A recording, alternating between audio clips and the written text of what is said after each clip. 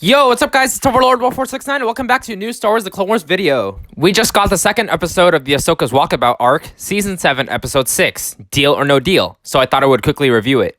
If you guys haven't noticed, recently on the channel I made a modification to our review format. I'm going to give my overall thoughts about the episode, the pros and cons, and ultimately how I would rate it on a scale of 1 to 5, 1 being the worst and 5 being the best. That remains the same, but I took out the plot summary because I feel like it's unnecessary for these reviews. Well, enough about that. Let's get started. And also, spoiler warning, duh.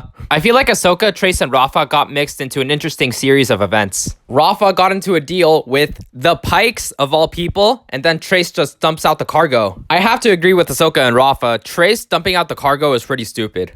Trace dumping it all out for her ship? Excuse me? Yes, I understand that she worked on it for so long, but why didn't she think first? Emphasis on think before you act. Trace, just why? That's a really big logical flaw I didn't like.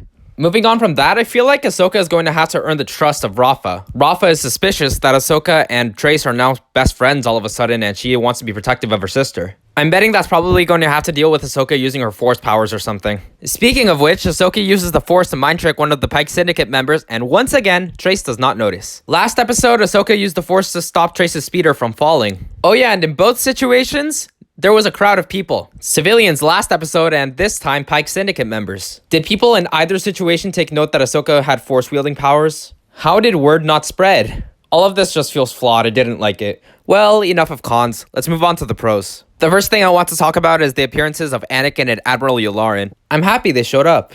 The part where Ahsoka and Anakin sense each other in the Force reminds me of when Ahsoka senses Darth Vader in Star Wars Rebels. I'm curious to see how them sensing each other will drive the season forward. I'm also curious to see whether or not Admiral Yularen will show up in the Siege of Mandalore. I mean, in space. It will be interesting to see all the Republic loyalists turn against the Jedi. I'm glad that we got to see Kessel and learned what spice is used for. The thing with Ahsoka and Rafa criticizing the name of Trace's ship, the Silver Angel, felt like too much of a gag. But well, I'm not going to criticize that because that's the character's opinions. I think that the Silver Angel is a good name regardless, but yet again, everyone has their own opinion.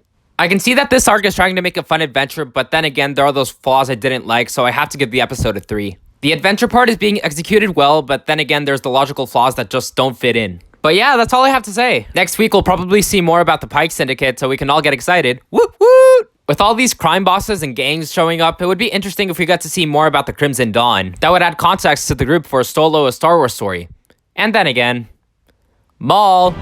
So, the rumors are true. Darth Maul lives. Formerly Darth. Now just Maul. He has to show up soon. But well, here's the next week. Thanks for watching, guys, and I'll see you in the next one. Peace.